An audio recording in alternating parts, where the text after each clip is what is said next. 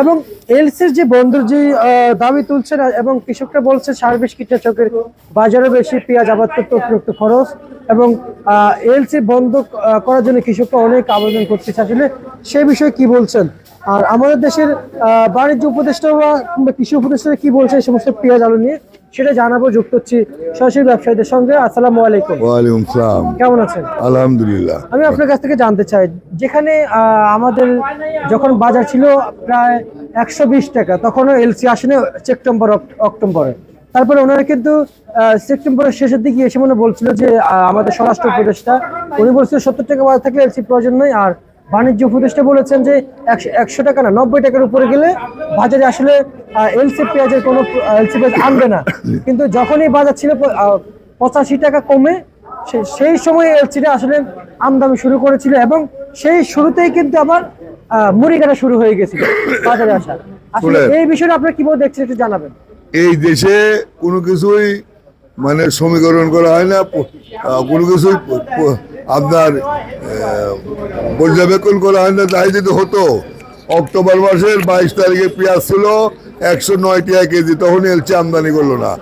November মাসের 18 তারিখে পেঁয়াজ ছিল 160 টাকা কেজি, তখন পেঁয়াজ আমদানি করলো না। ঠিক যখন আমাদের বাংলাদেশের কৃষকের এই পেঁয়াজ উঠানো ঘরে উঠানো ভরা মৌসুম, বাজারে আমদানি করে ভরা মৌসুম, ঠিক এই ডিসেম্বর মাসে কিছু অসাধু মন্ত্রণালয়ের অফিসার, কিছু অসাধু ব্যবসায়িক, কিছু অসাধু পেঁয়াজের উপর বিশেষজ্ঞ, এরা এই পেঁয়াজে বাংলাদেশের ভরা মৌসুম এই টাইমে 40 টাকা 50 টাকা পেঁয়াজের বাজার, তখন ঘুষ খায়, কোটি কোটি টাকা ঘুষ খায় কিছু অসাধু ব্যবসায়িক আর কিছু অসাধু অফিসার ঘুষ খায় এলসি আমদানি করতেছে। এইভাবে এলসি আমদানি হতেই থাকে, এই আরো বাজার পড়ে যাবে। আমি 1.5 মাস আগে আমি বলতেছি যে ডিসেম্বরের 1 তারিখে বাজার কমা শুরু হয়েছে, আগামী ফেব্রুয়ারি মাস পর্যন্ত পড়েই যাবে, একদিনও বাড়বে না, একদিনে 1 টাকা বাজার বাড়বে না। 4 মাসের বাজার পড়েই যাবে, 4 আনা হোক 8 আনা হোক 1 টাকা করে হোক বাজার পড়তে থাকবে। কেন পড়তে থাকবে? এর প্রধানত কারণ হচ্ছে ভারত থেকে এলসি যদি বন্ধ না হয় তাহলে বাজার পড়তেই থাকবে। আর যদি ভারত এলসি বন্ধ করে দেয় তাহলে হয়তো কৃষকেরা এই পেঁয়াজে আসল মূল্যটা পাইতে পারে। তবে শুনেন, আপনার মাধ্যমে জানাতে চাই, পেঁয়াজের উৎপাদন করতে যে খরচ লাগেও অন্য কোনো পণ্য উৎপাদন করতে এত খরচ লাগে না। কারণ পেঁয়াজের বীজ কিনতে হয়, পেঁয়াজ ছেলের মতো করে মানুষ করতে হয়, পেঁয়াজের জমিত ছেলের মতো করে যত্ন করতে হয়, পেঁয়াজের জমিত সার বেশি লাগে, বীজ বেশি লাগে, লিভার বেশি লাগে, পেঁয়াজ কেটে আবার বাজারে পরিষ্কার করে আনি বিক্রি করতে অস্বাভাবিক খরচ হয়।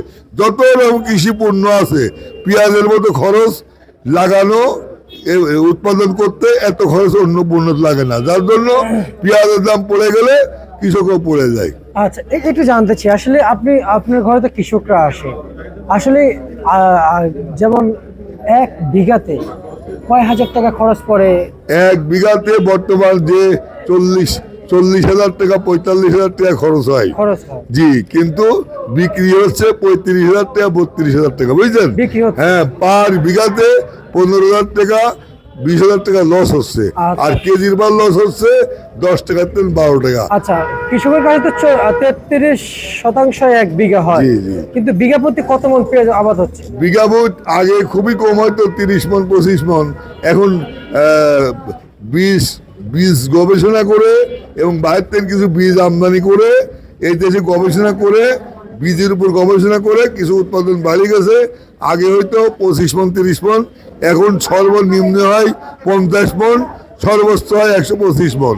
যদি বাংলাদেশ সরকার কোনো কিছু না করে মাননীয় বাণিজ্য মন্ত্রণালয়, মাননীয় কৃষি মন্ত্রণালয় কোনো কিছু না করে কৃষকের দিক দরদ না দেখাও, যদি বিদেশ থেকে পেঁয়াজের বীজ, গমের বীজ, ধানের বীজ, রসুনের বীজ, আলুর বীজ, এই বীজগুলি নিয়ে আসি এই দেশে গবেষণা করে, এই দেশে গেলে রিসার্চ করে এই দেশে উৎপাদন করতো, প্রত্যেকটা কৃষিপণ্য এই দেশে বর্তমান যা উৎপাদন হচ্ছে তার 10 গুণ বেশি উৎপাদন করতে পারতো। এই দেশের কৃষিপণ্য, সমস্ত কৃষিপণ্য চাহিদা মিটা বিদেশে রপ্তানি করতে পারত এবং বিদেশ থেকে কোটি কোটি ডলার সাশ্রয় করতে পারত। আচ্ছা, আমি আপনার কাছে জানতে চাই প্রতি শতাংশে কত মন উৎপাদিত হয়? 2 মণ না 2.5 মণ? হ্যাঁ, বিদেশি বীজ যেগুলি বিদেশিতে দেশি পেঁয়াজের প্রতি শতাংশই 2 মণ, 2.25 মণ হয়। আর বিদেশি বীজে প্রতি শতাংশই 5 মণ, 5.5 মণ হয়। আপনি যদি 2 মণ করে হিসাব করেন 33% কিন্তু 1 বিঘা। হ্যাঁ, তাহলে 66 মণ। হ্যাঁ, 66 মণ হয়, 60 মণ হয়, 50 মণ হয় দেশি পেঁয়াজ। আচ্ছা, আমরা 60 মণে ধরলাম। যদি আমরা যদি 66 মণ ধরি, 30 টাকা করে আসে, 30 টাকা করে আসে 72,000 টাকা। আর আপনি বলেছেন খরচ 33,000 টাকা থেকে 50,000 টাকা। কিছুক্ষণ আগে বলেছেন, আপনি বলেছেন, কৃষকের পক্ষে বলেছেন। আর এখানে আমি যা দেখতেছি যে যদি পার শতাংশে যে 2 মণ করে হয় তাহলে 66 মণ হচ্ছে। বাকিগুলো বাদ দিলাম, আমরা 2.5 মণ ধরবো না, 1.5 মণও ধরবো না। যেহেতু কোনো ক্ষেত্রে একটু বেশি, কোনো ক্ষেত্রে একটু কম হয়, তার 2 বিঘা করে 2 মণ করে ধরলাম। তাহলে 30 টাকা করে হিসাব করি, তাহলে 72,000 টাকা আসে। আর যদি 40,000 টাকা যদি 30 টাকা যদি কেজি হিসাব করে তাহলে 72,000 টাকা আসে। আর যদি 40 টাকা যদি কেজি হিসাব আপনি করে, মেশিন দিয়ে বলেন যে 60 মণ বীজের দাম আর 1500 টাকা মণ হয়। 1500 টাকা মণ হলে পরে 60 মণ বীজের দাম হয় কত দেখেন? আপনি 30 টাকা যদি আপনি যদি হিসাব করেন, হ্যাঁ। তাহলে কি আমি হিসাব করে দেখেছি হ্যাঁ। 72,000 টাকা আসবে। আর যদি 40 টাকা করে যদি হিসাব করেন জি। তাহলে কিন্তু 80,000 প্লাস হবে। না, এটা হচ্ছে খরচটা বেড়ে যায়, বুঝছেন? আমার খরচের বইটা ভুল বলা আছে, কারণ জমির খাজনা আছে 30,000 টাকা বিঘা, বুঝছেন? আপনি তো বলেছেন টোটালি ওনাদের খরচ হচ্ছে যে 50,000 না, টাকা। এটা ভুল হয়েছে। জমির খাজনা, জমি 1 বিঘা জমিতে পেঁয়াজ রোপণ করার জন্য যে জমির খাজনা 30,000। এরপরে পেঁয়াজের বীজ আছে, সার আছে এবং লিভার আছে, বহুত কিছু আছে। 70-85,000 টাকা মতো খরচ হয়। কিন্তু আমি আপনার ঘরে ওটা ভুল বলছি। আচ্ছা, আপনার ঘরে কিছু কৃষক আছে এবং বাহিরেও কিছু কৃষক আছে, আমার কাছে তথ্য আছে। আমি হয়তো সবার কাছে বলি না, আসলে কৃষকদের ছোট করে উচিত না, কারণ তারা আমাদের দেশের গর্ব। জি। কিন্তু আমি শুনেছি যে তাদের খরচ হচ্ছে পার বিঘাতে প্রায় 58,000 টাকা থেকে 60,000 টাকা, কিন্তু কিছু পরিমাণ লাভ হচ্ছে।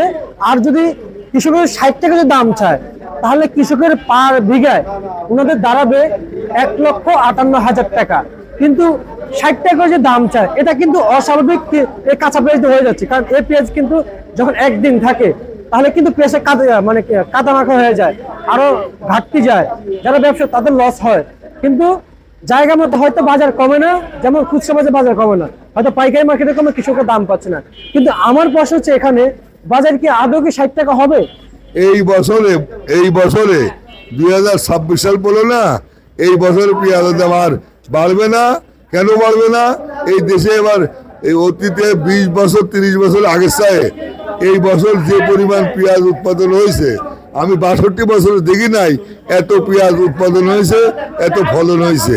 এরপরে আবার ভারতের পেঁয়াজ ফারাক্কা দিয়ে পানি যেভাবে ঢোকে, ওই বাংলাদেশের শত গাড়ি ভারতের পেঁয়াজ ঢুকতেছে। বিদায় 26 সালে পেঁয়াজের দাম তো হবেই না। পেঁয়াজ বিদেশে রপ্তানি না করলে পেঁয়াজের কৃষকদের মানে কোন পর্যায়ে পুষাবে কৃষকেরা, এটা আমি ডিকশনারিতে ভাষা খুঁজে পাই। আচ্ছা, যেহেতু পাচ্ছেন না, আমি আরেকটা যদি বলি, আসলে এখন এই যে 60 টাকা দাবি ছাওয়ার, মানে 60 টাকা দাম ছাওয়ার বাজারে কৃষকরা কত টাকায় মুড়ি কাটা পেঁয়াজের দাম পাচ্ছে? এই আজকে বিক্রি হলো 38 টাকা থেকে 40 টাকা, বুঝছেন? আচ্ছা। এবং আগামী দিন আরো কমে যাবে, তারপরে আরো কমে যাবে। আচ্ছা। প্রতি সপ্তাহে পেঁয়াজের দাম কমে যাবে। আর যদি একমাত্র সরকার, বাংলাদেশের সরকার, যারা আমাদের কর্ণধর, এনারা যদি মনে করে যে বাদ থেকে পেঁয়াজ আমদানি করবো না, এলসি আইপি বাতিল করে দেবো, এলসি এই দেশের প্রয়োজন নাই, যদি এলসি বন্ধ হয়ে যায় তাহলে 50 টাকা কেজি হলে কৃষকের আসল পয়সা উঠবে, কৃষকের মনে হাসি ফুটবে, কৃষকের আগামী বছর আবার মনের শক্তি, অর্থনৈতিক শক্তি, সব শক্তি প্রয়োগ করে আবার পেঁয়াজ উৎপাদন বেশি করবে। আচ্ছা, যেমন এদিকে আবার আপনি যেমন বলেছেন এলসি বন্ধ। আচ্ছা, আমি আরেকটা যদি বলি, যেমন আলুর বিষয়টা যদি একটু বলি, এই যে আলু কৃষকের 30 টাকা চাওয়ার বাজারে আজকে আলু কত বিক্রি চলছে? আজকে বিক্রি হচ্ছে 16 টাকা থেকে 19 টাকা। রসুন 150 টাকা দাবি করছে কৃষকরা, জি। সেই বাজারে কত টাকা বিক্রি চলছে? রসুন 40 টাকা থেকে 72 টাকা বিক্রি হচ্ছে। 72 টাকা বিক্রি চলছে, মানে একটু কমে বিক্রি চলছে। হ্যাঁ, এরকম বিক্রি হচ্ছে। আচ্ছা আচ্ছা, আপনাকে অসংখ্য ধন্যবাদ। আপনাকে অসংখ্য ধন্যবাদ। এই ছিল আজকে সর্বশেষ ভারত তালিকা।